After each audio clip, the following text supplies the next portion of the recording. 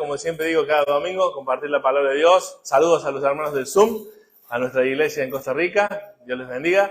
Y hermanos, esto es una alegría compartir este tema que, poniéndonos el Señor en mi corazón, estaba hasta el último momento. A veces uno no tiene bien claro qué es lo que quiere Dios, ¿no?, compartir esta mañana a través de su palabra. Pero bueno, creo que hay, a través de las alabanzas, de verdad le digo, tengo la confirmación de que Dios quería que estuviéramos estudiando este pasaje, estos dos pasajes que vamos a estudiar esta mañana, y porque vamos a hablar un poco de la aflicción, pero con el hecho de realmente lo que creemos, ¿no?, de la aflicción. Y les hago una pregunta, hermanos. ¿Esta predicación es para este siglo o para el venidero? ¿Para cuándo? ¿Para este siglo? Entonces prestemos atención. ¿Amén? Si es para este siglo, amén. Muy bien, hermanos.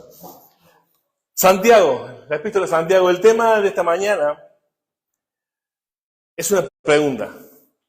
La pregunta es, ¿vivimos lo que creemos? Hermanos, ¿vivimos lo que creemos? Y yo voy a comenzar siendo franco. Con Julio tenemos que ser francos. Lo dije en la coinonía, pero ahora lo digo delante de toda la iglesia. Es que miren, ¿ustedes recuerdan cuando han ido al circo, si los que han ido al circo, que están esas personas que tienen cuchillos, ¿no? Y está la persona allí. ¿Y cuál es la idea? Que no le pegue, ¿no? Y algunos son más atrevidos y dan vuelta la rueda, ¿no? Y mientras va girando tienen los cuchillos y no le pegan, gracias a Dios. Bueno, la idea de los pastores es la contraria. Hay que pegarles. Yo estoy lanzando cuchillos esta mañana, voy a lanzar cuchillos como lanza Julio cada domingo, y es para que les pegue. No hagamos la Matrix. Para el lado, al hermano que está al lado, le esquivo, no. La idea es que cuando nosotros tiramos, es que les clavemos en el corazón, hermano, es de verdad. No les vamos a mentir. La palabra de Dios, por supuesto, nosotros decimos lo que la palabra de Dios dice, intentamos siempre ser fieles en ello.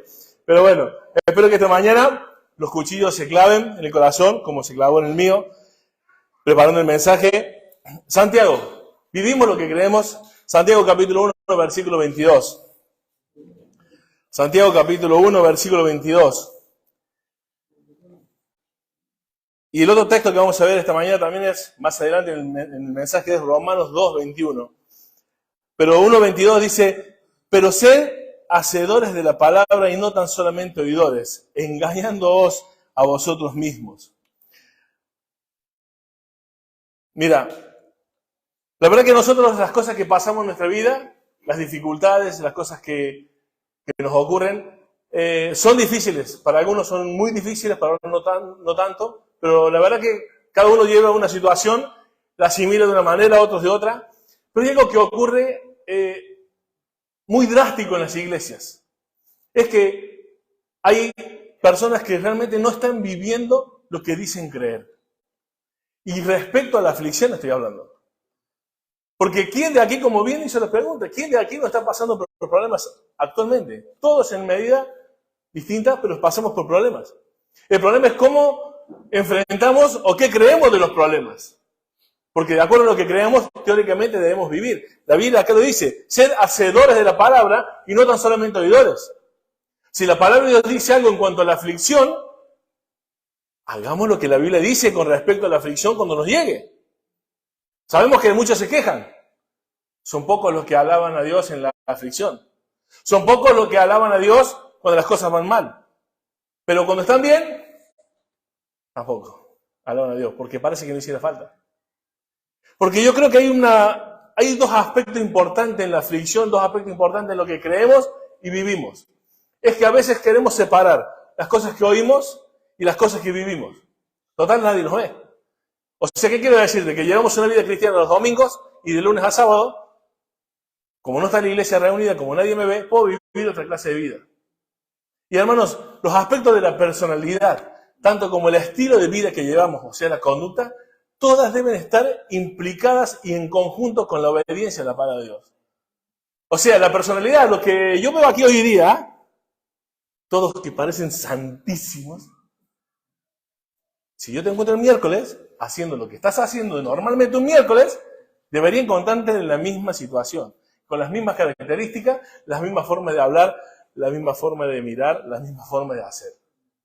Eso es no solamente ser oidores, sino hacedores de la palabra. Ahora, con respecto a cómo Dios hace esto que nosotros queremos hacer, creo que todos los de aquí estamos tratando de vivir lo que creemos. ¿Amén? ¿Tratamos de vivir lo que creemos para agradar a Dios? Ahora, ¿cómo Dios hace para luchar con nuestra carne? Para luchar contra nuestro pecado, para luchar contra las cosas que nuestra naturaleza propia nos tira en contra de Dios. Bueno, Dios utiliza siempre la aflicción. Querido hermano, la Biblia lo dice en un montón de pasajes. Seguramente te está viniendo de memoria alguno ahora. El que quiera ser mi discípulo, niéguese a sí mismo. Y eso negarse es a veces dolor. Es a veces, pero ¿por qué el rechinar los dientes? De negarte a lo que vos querés, aunque sabés que eso no le agrada a Dios, pero Dios te lo está pidiendo. Tantas cosas tenemos en nuestra mente cuando hablamos de la aflicción, pero hay dos problemas con la aflicción. La aflicción tiene dos grandes problemas en tu vida y en la mía, con la cual Dios, a través de ella, quiere vencer. Es que todo lo puedes y que no te lo mereces. Que todo lo puedes y que no te lo mereces. Son las dos cuestiones con las cuales luchamos vos y yo todos los días de nuestra vida con respecto a la aflicción. Queridos hermanos, lo primero que hacemos cuando viene la aflicción es ver a qué echamos mano. Y no miramos para arriba. Ante la aflicción, lo primero que hacemos es ver cómo resuelvo este problema, cómo tomo esta decisión, sin tener en cuenta a Dios. Y allí es cuando realmente la aflicción empieza a tener mayores consecuencias. Porque muchas veces esas muletas que agarramos para solucionar los problemas nos meten en peores situaciones. A veces escuchamos el oído, prestamos el oído de atención a lo que dice Google, a lo que dice un pensamiento humanista, a lo que dice la psicología, a lo que dicen un montón de otras voces que tenemos en este mundo. Querido hermano, es que te has dado cuenta que en la aflicción sale a la luz una de las fortalezas de tu vida. Creo que la tenemos todos. Es que confiamos mucho en nosotros mismos. Y yo lo dije hace unos 2 o 3 domingos atrás en una predica, que Dios va a destruir tus fortalezas para que en esa debilidad, cuando te encuentres débil, Él te fortalezca porque has dependido de Él. Porque como dije, ¿cuántos nosotros agradecemos cuando las cosas van bien? Casi nunca. Y cuando las cosas van mal, seamos honestos, al principio tampoco. Buscamos a Dios. Después cuando estamos ahí en la última, nos acordamos de Dios. O sea que somos personas que siempre estamos confiando en nosotros mismos. ¿Cuáles son esas fortalezas? Tu capacidad, tu conocimiento. Son los lugares en los que tú estás seguro. Son esas cosas que tú dominas. Es como, ¿se acuerdan Pedro que era pescador? Tiramos las redes ahí, o sea, yo vivo de esto, o sea, tengo una empresa, decía Pedro. Y Jesús le dijo, tírala allá. Jesús, Dios te está pidiendo quizás que seas un hombre, una mujer de Dios, un esposo, una esposa, un hijo. Y tú dices, que yo ya soy grande. Dios, que yo sé cómo manejar la cosa. En esto yo la tengo clara. Esas fortalezas, querido hermano, siempre, escuchen por favor esto, las fortalezas que tú y yo tenemos en nuestra vida, siempre nos van a llevar a un tropiezo. Mientras no se la dejes a Dios. Siempre. Eso que a vos en un lugar del mundo te hace estar en las alturas, para con Dios igual es tropiezo. Porque no son entregadas para Dios, porque no son usadas para con Dios. Eres bueno en los negocios, eres bueno con tus manos, eres bueno con lo que sea, tu capacidad de aprender, de dar, de enseñar, de trabajar, lo que sea, de servir a Dios. O sea, tú sabes lo que te pongan a hacer en la iglesia, todo lo que te quiera decir que tú seas buenísimo, si eso te pone en un lugar que no es Dios, que te sobrepones a Dios, es un tropiezo para tu vida. Y Dios tendrá que afligirte para destruir esa fortaleza. Porque Dios al que ama disciplina. Por eso dije, ¿qué estás creyendo para vivir como estás viviendo? Con respecto, por ejemplo, a la aflicción. Porque se dio justo el tema desde la alabanza, que estamos pasando por dificultades, vamos a pasar. Estamos estudiando escatología y las cosas no van a mejorar. Las cosas se pondrán peor. Querido hermano, ¿cómo Dios logra esto?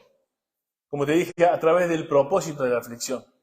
¿Cómo Dios logra esto? ¿Cómo es que Dios te va a destruir para construir?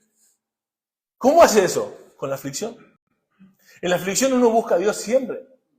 La aflicción, ¿sabes por qué está puesta por Dios? Si te has puesto a pensar, tú en la aflicción depositas tu mirada en la esperanza de la vida eterna. Cuando todo te va bien, ¿estás pensando en la gloria futura? ¿Te estás creyendo esa mentirita que están dando vuelta en todas las iglesias donde Dios te salvó y tu mejor vida está hoy aquí? El plan maravilloso. Querido hermano, el enfocarte en las cosas que te van bien, cuando las cosas van bien, en tus capacidades, si no las llevas delante de Dios, te van a llevar al tropiezo, al estar inerte en las cosas de Dios, a la falta de servicio, a la falta de compromiso. Por eso Dios a veces tiene que usar la aflicción para que empieces a mirar en la vida eterna, en la esperanza que tenemos. Cada uno de nosotros tenemos ese problema siempre. Nuestras capacidades, nuestras fortalezas son un tropiezo si no estás puestas en las manos de Dios. Y la otra es que te lo mereces, que no te lo mereces. Un tropiezo tan grande que nos lleva a vivir de una manera que a Dios no le agrada es que cuando viene la aflicción nos quejamos contra Dios porque decimos, ¿por qué a mí? ¿Por qué a mí? Si yo miré cómo estoy viviendo. Mirá la vida, si soy una santa, si soy un santo, si te sirvo, si estudio la Biblia, si hago las cosas, ¿por qué me pasa lo que me pasa? ¿Recordás la prédica cuando empecé que dije, no tan solamente soy oidores sino hacedores? ¿Qué estás creyendo para pensar de esa manera? ¿Que te lo mereces o no te lo mereces? Estás creyendo mal, porque la única persona que vivió en obediencia perfecta a Dios y fue maltratado, escupido, golpeado y crucificado fue Jesucristo siendo inocente. Tú y yo no somos merecedores de nada, porque somos todos pecadores. Estábamos separados de la gloria de Dios. Así que cuando te venga un pensamiento, querido hermano, en la aflicción de que no me lo merezco, el único que no se merecía y fue a la cruz, fue el Señor Jesucristo. Por la misericordia que nos tuvo, tú y yo no vamos a pasar por el infierno, gracias a su obra. Pero hermano, muchísimas, por no decirte la mayoría de las veces, las aflicciones que nos pasan son por consecuencia de nuestros pecados. Y quería leerte un pasaje para que podamos comprender el propósito de la aflicción. Vamos a 2 Corintios capítulo 1, versículo 8. 2 Corintios capítulo 1, versículo 8.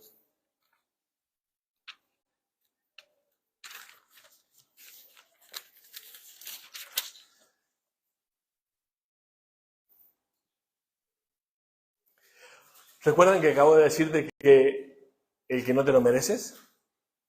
¿Por qué a mí? Pensé en Pablo, el hombre que subió al tercer cielo, el hombre que tuvo revelaciones que no tuvo ninguno, el que escribió la mayoría de las epístolas del Nuevo Testamento. Él dice, porque hermanos, no queremos que ignoréis acerca de nuestra tribulación que nos sobrevino en Asia. Pues fuimos, ¿qué? Abrumados en sobremanera. ¿Cómo que tú no te lo mereces? Parece que Pablo no se lo merecía, ¿no? Pero fíjate lo que dice. Más allá de nuestras fuerzas. De tal manera que aún perdimos la esperanza de conservar la vida. Querido hermano, es una aflicción que te quita hasta las fuerzas. Alguien que aparentemente no se lo merecía. Pero como te repito, ¿qué tenía Pablo en su mente para escribir lo que escribe, sobre todo con lo que sigue ahora? Mira lo que dice. Pero tuvimos en nosotros mismos sentencia de muerte para que no confiásemos. Ahí está. ¿Qué? ¿Por qué tuvimos esa sentencia de muerte? ¿Por qué pensamos que íbamos a morir? ¿Por qué tuvimos esta abrumadora y sobremanera tribulación que nos quitó toda la fuerza y pensamos que íbamos a morir? ¿Para qué? Propósito. Finalidad. Conclusión. Para que no confiásemos en nosotros mismos, sino en Dios que resucita de los muertos. Wow. ¿A dónde tenía puesta la mirada Pablo? Pablo tenía claro que no se trata de él, se trata de Jesús, se trata de que Él está conformando en ti y en la vida de Pablo la imagen de Cristo. Y si Él, que era perfecto, nuestro Señor Jesucristo, sufrió la cruz, ¿qué podemos hacer? ¿Por qué pretendemos nosotros lo contrario al sufrimiento? No hay gloria sin cruz. Y el ejemplo perfecto es Jesucristo. Querido hermano, en este camino, como bien dijo Edward, no es camino de rosas, ni mucho menos. Claro que no. Jamás fue prometido un camino de rosas en la Biblia. ¿Sabes lo que está prometido en la Biblia? Que los que quieran ser mis discípulos padecerán persecución. Eso está prometido en la Biblia. No sé qué estás creyendo, por qué estás viviendo de una manera que la Biblia no dice, porque no has oído la palabra de Dios. Estás creyendo cualquier cuento. La aflicción es parte de nuestra vida y encima es para nuestra bendición, para que podamos echar mano de la vida eterna, para que Cristo sea conformado en nosotros. Él dejó ejemplo para que sigamos sus pisadas. Querido hermano, ¿sabes qué pasa? Es que tenemos a veces mucho en este mundo a qué aferrarnos. ¿Qué te sostiene? Para que sientas o que tengas tantos problemas con la aflicción. ¿La familia que tienes? ¿La esposa o la esposa? ¿Tus hijos? ¿El trabajo? ¿Cómo yo me doy cuenta dónde tengo aferrada mi vida? Te hago una pregunta, un poquito personal, no me la tienes que contestar, pero ¿tú estás bien solo cuando hay dinero en la cuenta del banco? Cuando no hay nada, ¿pierdes la calma? ¿Pierdes el humor? ¿Pierdes el carácter? ¿Solo estás contento cuando hay dinero en la cuenta? ¿O hay tristeza?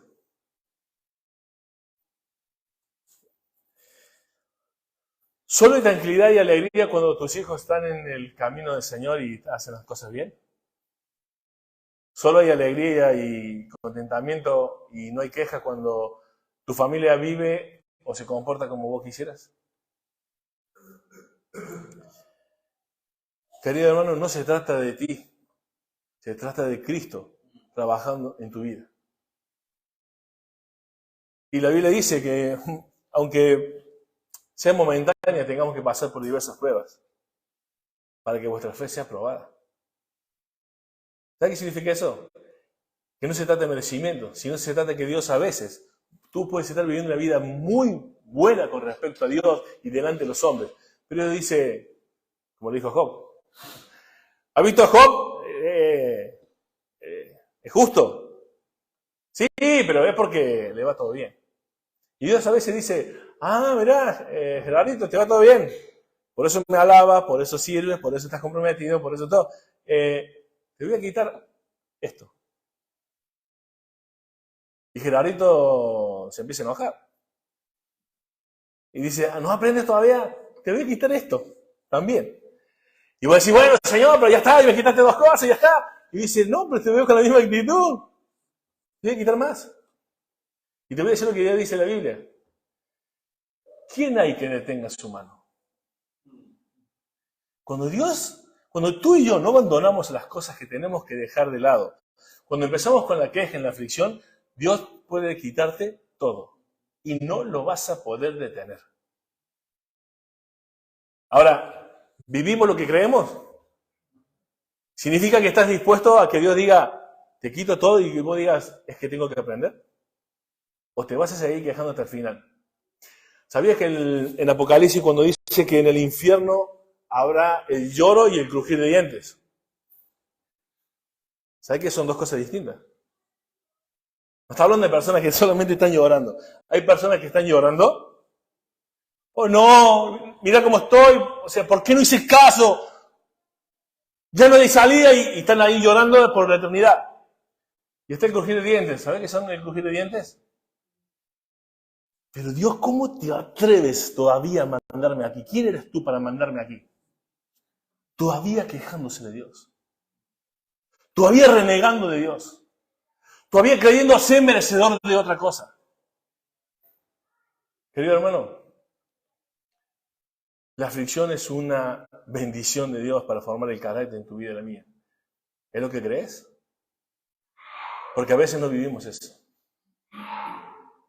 Estamos llenos de personas en la iglesia, así como un tobogán, suben y bajan, suben y bajan, suben y bajan. ¿Por qué? Porque están viviendo quizás cosas equivocadas. Pero querido hermano, de que desde este lugar de la iglesia se te ha enseñado que la aflicción es parte de la bendición de Dios. Ahora, hay muchas más cosas todavía ahí. ¿Sabes qué pasa? Que muchas veces cuando las personas no viven lo que han escuchado, es porque tienen otra doctrina. Dentro de la iglesia de sana doctrina hay gente que tiene otra doctrina. ¿Y sabes qué es tener otra doctrina? Es vivir un anarquismo. El jueves en el Zoom compartimos acerca del anarquismo. ¿Qué significa anarquismo? El anarquismo es, yo no me someto a nadie. ¿Sabe cómo se demuestra el anarquismo? Con las personas que dicen, sí, la Biblia dice eso, pero yo opino lo mismo, yo opino otra cosa. Sí, hermano, tú tienes razón, pero yo opino otra cosa. Ese yo opino es, no me interesa lo que estás diciendo. Lo que tú dices no me va. Pero lo dice el versículo, pero yo estoy sobre el versículo. Aunque no lo quieras decir, ¿eh? Se vive anarquismo en la iglesia. ¿Sabes por qué? Porque hay algunas personas que dicen, yo sigo a Jesús. Seguir a Jesús es seguir la doctrina, querido hermano. Si no crees eso, tú estás equivocado, no has leído la Biblia. ¿Quieres pasajes? El que me ama, guarda mis mandamientos. No me llaméis Señor, Señor, y no hacéis lo que yo os mando. Sois mis amigos si hacéis lo que yo les mando. El Espíritu Santo fue dado ¿para qué? Para recordarnos las cosas que Él había enseñado. ¿Quieres más? Seguir a Cristo es seguir la doctrina. Así que tú vives una vida como a vos te parece, tú eres un anarquista, que es pecado. Es el mismo pecado que ocurrió en Génesis. Dios le dijo a Adán y Eva que no comieran de ese árbol. Y el diablo le dijo, ¿así que te dijo que no comieras de ningún árbol? Esa no fue la palabra de Dios. La transgiversó, la mezcló. ¿Ahí ven la doctrina? ¿Ven cómo Dios se engañó? Satanás se engañó con la doctrina. ¿Qué le dijo? ¿Con que Dios te ha dicho? En otras palabras, el diablo le dijo, ¿qué doctrina es esa? ¿Qué palabra es la que Dios te dijo? No, lo que pasa es que Dios sabe que si comes serás igual a Él. ¿Y yo quiero ser anarquista?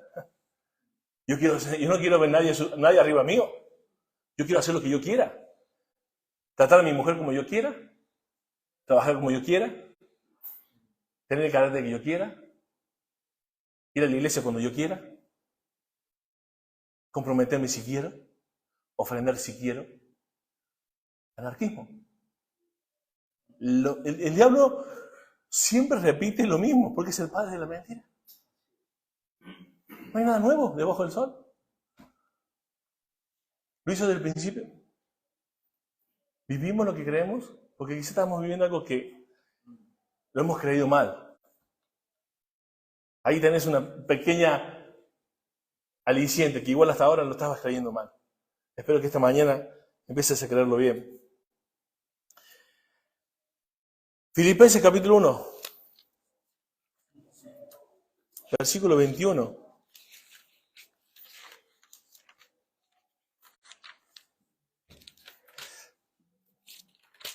Mira lo que dice acá. Pablo otra vez, para mí el vivir es Cristo y el morir es ganancia. Mas si el vivir en la carne resulta para mí en beneficio de la obra, no sé entonces qué escoger, porque de ambas cosas estoy puesto en estrecho, teniendo deseo de partir y estar con Cristo, lo cual es muchísimo mejor, pero quedar en la carne es más necesario por causa de vosotros. Querido hermano, ¿sabes qué está diciendo Pablo acá? Claro que quiero estar con Cristo. Claro que es difícil pasar por una abrumadora tribulación que te quita hasta la fuerza y sientes miedo que vas a morir. Claro que nadie quiere pasar por eso.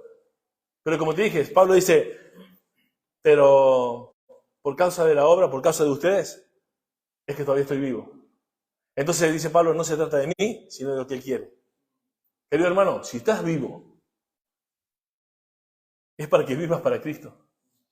Porque dice un pasaje, si vivimos o si morimos, de Él somos. Como dije, tú te llegaste a Cristo y no es el maravilloso plan de tu vida. Cuando llegaste a Cristo ahora tienes una agenda que no es tuya, es la de Dios. ¿Viste cuando vas a la fábrica y llegas y vas a preguntar qué hacemos hoy? Y te dan la lista de trabajo y salís de mantenimiento a hacer el trabajo que te dan la lista. Esa es la agenda. Cuando llegas a Cristo es lo mismo, hermano. Ahora te dice, te di tantos dones, los tienes que poner en servicio a los demás, llevar las cargas los unos a los otros, amar a los demás como yo los he amado. ¿Ya eso es difícil? Sirve en la iglesia, ofrenda. Y cuando quieras pensar en ti, piensa en el prójimo como superior a ti mismo. Cuando hayas hecho eso, piensa después en y lo último eres tú. No sé en qué has oído, pero eso es lo que la Biblia dice. Es la agenda de Dios, no la tuya, no la mía. Entonces, tenemos que entender que ese propósito de la aflicción, como dice Pablo, tenemos una esperanza. Sí, todos quisiéramos estar con Cristo. Espero que todos queramos estar con Cristo. Pero si tenemos vida, dice Pablo, es por causa de la obra. Y vos decís, oh, pero yo no voy a ser pastor. Yo no tengo que estar comprometido como está Ariel o Julio o los hermanos de la alabanza. No, Dios no te llamó para eso, ¿vale? Pero yo te voy a decir ahora más adelante lo que dice Romanos 2:21, que vas a ver que nos involucra a todos. Porque el hecho de que no tengas el llamado a un ministerio público no te exime de que estás llamado a lo que dice Efesios, que según la actividad propia de cada miembro recibe su crecimiento para ir creciendo en amor, siguiendo la verdad en amor. Efesios capítulo 4, del 13 en adelante. Siguiendo la verdad en amor. Todos juntos, según la actividad propia de cada miembro, crecemos. Así que tú tendrás otra actividad que no sea esta, pero tú tienes una actividad. Y estás vivo para esa actividad. Y otra en conjunto que es predicar el Evangelio. Querido hermano, cuando vemos estas cosas tan claras respecto a la aflicción y a lo que estamos vivos para servir a Dios, muchas veces la aflicción tiene nombre y apellido. Es que la mujer que me diste. No, es que si mi esposo fuera lo que no es. Y yo estaba pensando respecto a la aflicción, que algunas veces le ponemos nombre y apellido porque es el cónyuge o la familia que me tocó vivir o la circunstancia. Que muchas veces intentamos los hombres, esto es para los hombres. Están atentos los hombres, ¿no? A veces queremos tener a la mujer idónea al lado nuestro, que siempre haga lo que tiene que hacer con sus roles. Cuando yo he tratado a mi mujer toda la vida como una porquería, como sin valor, que no le he dado tiempo, que lo único que hice fue traer dinero, y que menos mal que por lo menos a la noche me cumplía algún placer, y que nunca fui ni un pastor, ni líder, ni sacerdote, pero me quejo por la mujer que me dio. ¿Y la mujer? Hay mujeres aquí. Lo que pasa es que él no es la cabeza como yo quisiera, él las riendas del hogar. Mi hermana, tú estás cumpliendo con lo quehaceres del hogar si tienes que hacerlos?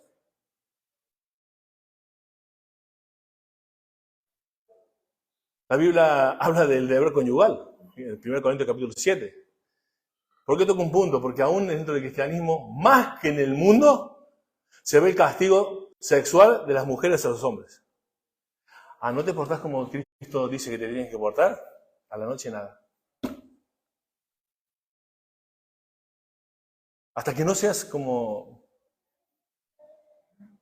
Y ahí andan los maridos intentando llegar a la noche bien, porque hay que portarse bien. Pero para poder tener un poquito de placer, no por amor a Dios ni a la obediencia a Dios. Y las mujeres hacen eso. Y sobre todo en el mundo cristiano. Los pastores que tenemos relación con los hermanos en la intimidad y conocemos muchas cosas de muchas personas, muchas mujeres castigan a los hombres con el sexo. La Biblia dice, cumpla el marido con el deber conyugal y la mujer de la misma manera. ¿Por qué el deber conyugal con el hombre? Porque el hombre no tiene que llegar como los cavernícolas, ¿no? Viene con un palo, agarrarle los pelos y pasar para la pieza. No, no. No es obligación, no es, debe ser por amor, voluntario. Pero hay un deber. No debería ser una obligación. No deberíamos hacer, bueno, es porque la Biblia dice en 1 Corintios 7 que tengo que hacerlo. No puede ser de esa manera. Hay amor. Y eso significa negarse a sí mismo. Aunque el marido y la mujer no sean lo que Dios dice que tenemos que ser. Recordad que ¿me amas? Cuando Jesús le preguntó a Pedro, ¿me amas? Jesús sabía que Pedro no, a veces no representaba ni decía todo lo que decía que amaba a Dios. Pero sin embargo, era real. Ora por tu esposo, ora por tu esposa, ora por tus hermanos en la iglesia. Lo más triste que ver en la iglesia es sectarismo en la iglesia. Yo me junto con los que me llevo bien. O aquel hermanito yo ya no lo quiero ni hablar. O es un pesado, siempre lo mismo. Hermano, no podemos ponerle nombre y apellido a la aflicción, porque son parte de la bendición de Dios para formar el carácter de Cristo. Ese hermanito, esa mujer, ese hombre que te tocó, que elegiste, obviamente. Pero es tu decisión amarlo. Entonces la aflicción no tiene nombre y apellido, querido hermano, si entendemos y oímos bien la voz de Dios en cuanto a las cosas que nos pasan en la vida. Y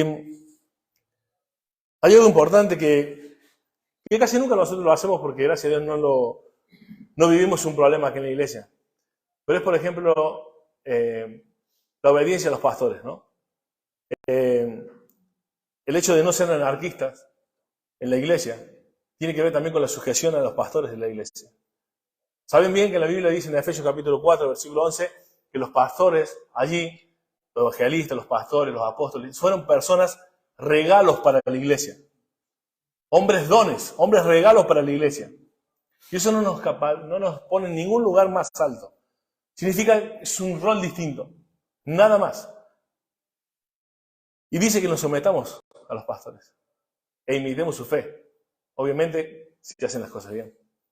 Entonces, si hacen las cosas bien, si predican sana doctrina, también hay que someterse a los pastores. ¿Por qué digo esto? Porque hay muchos creyentes, porque no puedo decirlo, porque no les conozco su corazón, diciendo que son creyentes y no se congregan, porque no se someten a los pastores, siendo y teniendo pastores sanos, simplemente porque no se quieren someter a nadie. No existe los llaneros solitarios en la iglesia. No existe un cristiano llanero solitario, querido hermano. No existe. No hay un lugar en la Biblia que diga eso, para que tú lo andes pregonando. Que puedes ser cristiano y no congregarte. Teniendo dónde, ¿no? Obviamente, estoy hablando siempre de las cosas normales. Habrá situaciones. A mí me llegan 20 por lo menos en la semana al correo, diciéndome si conozco una iglesia en tal lugar, porque donde hay lo que él conoce es solo mala doctrina. Si conozco alguna de sana doctrina, porque me he tenido que dejar de congregar porque es un desastre. Se convirtió en un circo. O sea, hay mucho de eso, ¿vale? Pero yo estoy hablando de esta iglesia. Yo estoy hablando con las personas que dicen que aman a Dios en esta iglesia. Que dicen que son creyentes.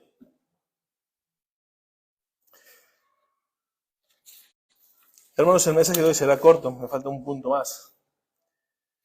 Y volvemos a Santiago 1:22. Yo estoy enamorado de la hermenéutica y de la exégesis. Me encanta estudiar las palabras en el griego, me encanta el griego. Y saben que la palabra allí, pero sean hacedores de la palabra y no tan solo oidores, dice, engañando a vosotros mismos. ¿Saben que esa palabra, engañándoos a vosotros mismos, es una palabra muy curiosa? Es una palabra que en el griego se utiliza para la matemática. Y es hacer mal los cálculos. Hacer mal los cálculos, querido hermano. Para logizomai es la palabra que se usa en griego allí. Y es para al lado. Logizomai es razonar. Literalmente está diciendo, tú, si oyes la palabra y no lo obedeces, tú estás razonando al lado. Como diciendo, mal. Tu razonamiento está equivocado.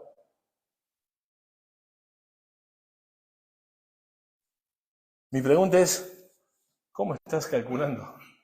¿Cómo estás razonando la vida que llevas? ¿Cuáles son tus cálculos?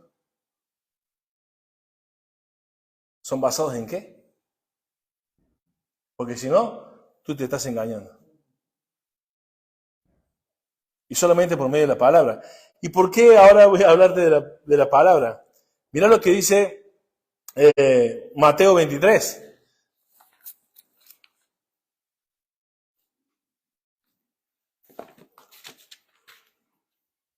Versículo 1. Jesús acusa a los fariseos, dice tu Biblia allí. El versículo 1 dice, entonces Jesús habló a la gente y a sus discípulos. O sea, a la gente y a los que estaban allí.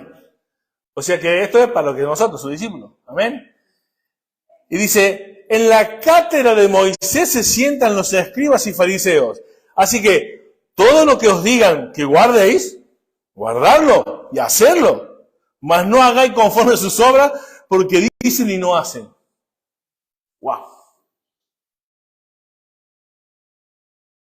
Esto sería lo mismo que decirte yo esta mañana, hermanos, en el griego esta palabra, pim, pam, ¿no? Sentamos cátedra, Julio, sentamos cátedra. ¿Ves todo lo que sabemos? Y Dios dice, todo lo que está diciendo de la ley, háganle en caso. Pero si yo y Julio fuéramos un desastre en la vida, y si ustedes hagan en caso a lo que enseñan, pero no vivan como viven ellos. Obviamente que en el caso de los pastores no deberíamos estar parados aquí si hacemos eso. Pero los fariseos sentaban cátedra. ¿Sabes qué significa sentar cátedra? Hermano, vos podés saber mucha teología. Pero si tus hechos no niegan, no te va a servir para nada. Te estás engañando a vos mismo, estás haciendo mal los cálculos. Y ocurre otro gran problema. Romanos capítulo 2, versículo 21. Y con esto vamos a ir terminando. Cuando tú eres como un fariseo que sabe teología, pero hace lo que hace, no hace y pasa lo que pasa en Romanos 2, capítulo 21, guarda. Romanos capítulo 2, versículo 21. Tú pues, que enseñas a otro, ¿no te enseñas a ti mismo? Tú que predicas que no hay que hurtar, ¿hurtas? Tú que dices que no se ha de adulterar, ¿adulteras? Tú que abominas a los ídolos, ¿cometes sacrilegio? Tú que te jactas de la ley, con infracción de la ley, deshonras a Dios. Querido hermano, puedes tener mucha sana doctrina, estar en una iglesia sana doctrina y ser un hipócrita. Decirle a la gente lo que tiene que hacer y tú no lo haces. No vives lo que crees. Ahí hay tres ejemplos. Robar, adulterar y a los ídolos. Y muchos cuando digo estas tres cosas dicen, yo no robo. ¿Cómo va a robar? Normalmente, por lo general, nadie dice que está bien robar. Ningún sinvergüenza dirá que está bien robar. Por lo general, crea en Dios, no consideran lo mismo. Que nadie roba, ¿no? Está todos de acuerdo. Pero yo creo que robamos en un montón de cosas, ¿eh? Y ya sabemos de lo que estamos hablando, en un montón de cosas. Cuando Dios dice que ofrendemos, por ejemplo, de acuerdo a lo que nos entra, y no lo hacemos, ¿qué es? ¿Pecado? ¿No es robar? Cuando dice adulterarás, no adulterarás. No, joder, yo tengo mi mujer y ni siquiera me doy vuelta cuando van pasando. No, menos mal, porque te acordás cuando Jesús lo dice, las mujeres estaban de túnica entera. Que ahora está más difícil porque ahora ya se marca en el cuerpo, es más difícil. No hace falta ni mirar. No hace falta con el teléfono que tenemos, que todo el tiempo nos están incitando a pecar con nuestra mente, adulterar con nuestra mente. Por eso no se dice, cuando Jesús dijo, ¿adulteras? ¿Tú dices que no hay que adulterar y tú adulteras? Jesús dijo, no solamente que adultera es que tienes relación con la persona, sino que en su mente adulteró con ella. Así que no es tan fácil decir que yo no adultero físicamente, pero lo hago en el corazón y en la mente, con las cosas que vemos. Y así son estas cuestiones. Dice, tú que te jactas de la ley, con infracción de la ley, deshonras a Dios. Hermano, te vuelvo a preguntar, ¿cuáles son tus cálculos? ¿Cuáles son tus cálculos? Cuando vas a la Biblia, ¿para qué vas a la Biblia? ¿Para enseñar? El texto nos está diciendo que primero enséñate a ti mismo y luego enseña. Primero ponlo en práctica en tu vida, luego enseñas. Es para ti la predicación, es para ti cuando Dios te habla. Y acá hay un punto y espero que no lo tomen a mal, hermanos, pero ¿Dios cómo habla a nuestras vidas? ¿A través de qué? Su palabra, ¿no? O sea que cuando si leo la Biblia en voz alta, estoy escuchando a Dios. Si yo la leo en voz baja, Dios me está hablando a mi corazón, a mi mente. O sea que Dios habla, ¿no? Y nosotros tenemos que escuchar. Cuando nosotros que tenemos hijos, y tus hijos están haciendo algo y vos le estás hablando, y ellos están, por ejemplo, con el celular, y vos qué le decís, dejá el celular y prestame atención, que te estoy hablando. ¿No? ¿No, Jairo? ¿No? Todos los que tenemos padres, estamos siempre con, deja eso y escúchame, que te estoy hablando. Porque no te dan ni caso. Porque están con otra cosa. Hay adultos que Dios le dice, ¡hey, deja el celular, que te quiero hablar! No me estás escuchando. ¡Hey! Te pasaste 2 horas viendo la novela, la serie, el partido de fútbol. Y yo no he hablado contigo todavía. ¡Hey, deja eso, que te quiero hablar! Hermano, cuando alguien dice que no le gusta leer y es cristiano, te hacen un grave problema. Porque yo te puedo asegurar que no te gusta leer. A mí no me gusta leer una novela, por ejemplo. Yo jamás me pondría a leer una novela. Veo que en las librerías, Edward, nuestro hermano tiene una librería de un montón de cosas y sobre todo de novelas. Y hay gente que lee novelas una por semana. Yo jamás perdería tiempo. A mí no me gusta leer una novela, ni nada de esas cosas no me gusta, pero en absoluto. Pero me puedo pegar horas estudiando la Biblia, leyendo la Biblia. Por eso te digo, no se trata de que no te gusta leer. A mí tampoco me gusta leer por leer. Me gusta solo leer la Biblia. Pero decir, es que no leo la Biblia porque no me gusta leer. Ay. Tú tienes un grave problema, querido hermano.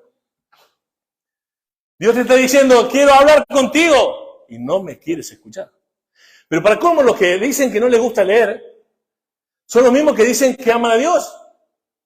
Y si vos amas a Dios, o es lo primero en tu vida, ¿cómo no vas a querer sentarte a charlar con lo primero de tu vida?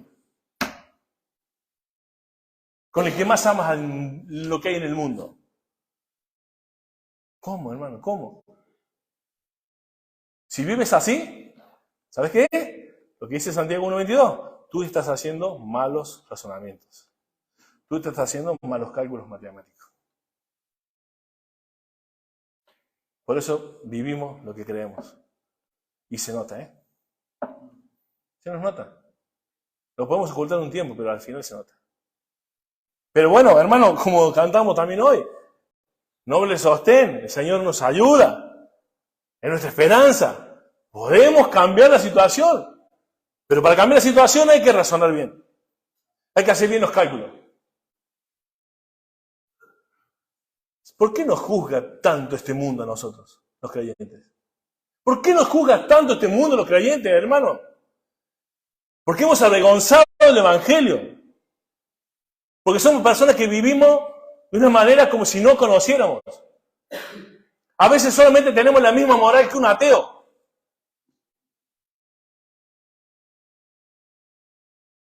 Hay ateos que hacen mejores obras y viven mejor que nosotros. Hemos avergonzado el Evangelio. Por eso el mundo nos juzga.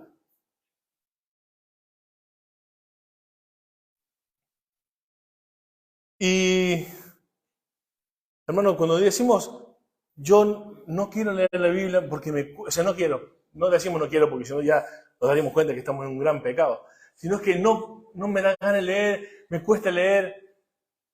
El Salmo dice, ¿cuánto amo yo tu ley? Y aquí hay un concepto que quiero que lo comprendas para que viva diferente. No dice, ¿cuánto amo yo la ley? Hermano, los que aman la ley son legalistas.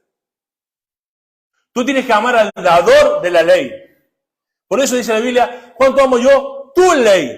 He guardado tus mandamientos para no pecar contra ti. Es la ley de Dios la que tienes que amar. Es de Él, no por la ley. El que ama solo la ley es un legalista. Tú tienes que amar al dador de la ley, porque fue dado con un propósito. Por eso no puedes decir, es que no me gusta leer, por eso no leo la Biblia. Porque no estás amando al dador de la ley. No solamente la ley, sino al dador de la ley. Por eso empieza a calcular bien. La Biblia te habla de cómo son las cosas. Y cuando vos razonás mal, te paras al lado y querés razonar. Acá no está la Biblia. Estás metiendo cualquier otra cosa. La Biblia está allá. Tu razonamiento no está basado en la Biblia. Eso significa engañarte. Razonar al lado. Así que, hermano,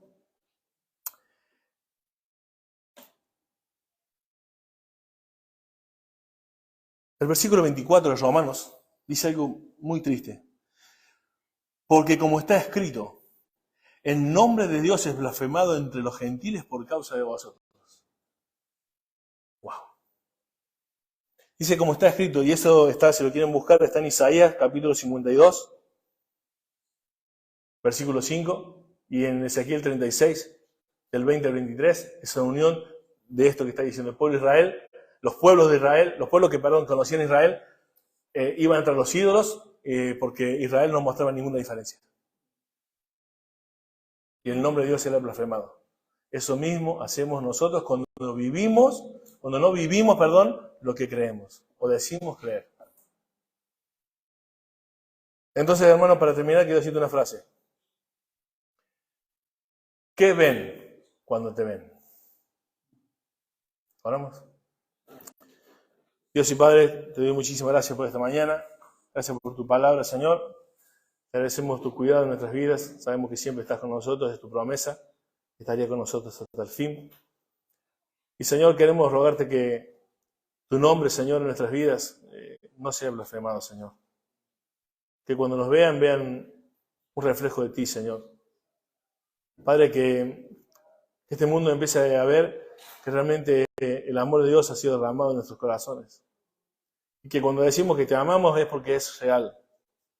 Señor, es imperfecto, pero es real. Señor, queremos realmente decir que te amamos y que no nos avergüence de decirlo delante de nadie. Señor, te ruego que bendigas esta iglesia, Señor. Yo sé que estás haciendo una obra en cada corazón, Señor. También se nota. Te alabo por eso. Pero aún queremos más, Señor. Aún necesitamos, como dice tu palabra, crecer aún más y más en el amor y en el conocimiento tuyo. Es por eso que te pedimos que derrames en nuestros corazones ese amor, Señor, que realmente el mundo pueda verlo. De tal manera que puedan verlo, Señor. Señor, ayúdanos a no ser oidores, sino hacedores de tu palabra. Señor, que realmente podamos conocerte para vivir nosotros lo que aprendemos de ti, luego enseñar. Dios, no queremos más avergonzar tu nombre, Señor. Dios, no se compara nada en esta vida con hacer las cosas bien para ti, Señor. No hay mayor gozo, no hay mayor alegría, no hay mayor paz. Yo te pido, Señor, que nos ayudes, te necesitamos. Te lo pedimos, Señor, en tu nombre. Amén.